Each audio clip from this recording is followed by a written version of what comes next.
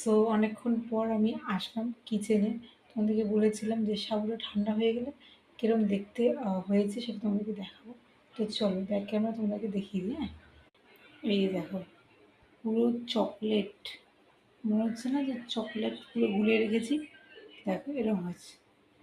তো আমি জাস্ট একটু টেস্ট করে দেখবো আর তোমাদেরকে রিভিউটা দেবো এটা ঠিক কেমন খেতে লাগে। তোমাকে বললাম যে সুগার হানি অ্যাড করতে পারো, তো মা আজকে আর হানি অ্যাড করেনি, সুগারটা আমি অ্যাড করে দিয়েছি। আর মা তো পরে এসে চকলেট বিস্কুট, মানে হাইড অ্যান্ড সিকের যে চকলেট বিস্কুটগুলো থাকে সেগুলোকে একটা ভেঙে দিয়ে দিয়েছি আর কি। মা বলছে দুটো দিয়ে দিও, মানে না ঠিক আছে, মা তো একটা দিয়ে দিয়েছে। তো যাই হোক, আমি দেখি কেমন। আর বেশি মিষ্টিটা না খেতে ভালোও লাগে না। সে ঠান্ডা তো হয়েই গেছে, তো জাস্ট আমি একটুখানি খেয়ে দেখছি। হালকা মিষ্টি হয়েছে। আর আমি তো মনে হয় 2 টিস্পুন সুগার মধ্যে অ্যাড করেছি।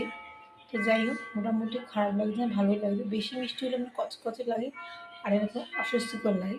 তো যাই হোক, তোমরা কিন্তু বাড়িতে এরকম করে ট্রাই করো, ভালো লাগবে খেতে। যারা খুব সাবু মাখা খেতে ভালোবাসে বা এভাবে বল করে, ছোটোবেলায় আমরা যেমন সাবু বল করে খেতাম, এটা তো সেরকমই।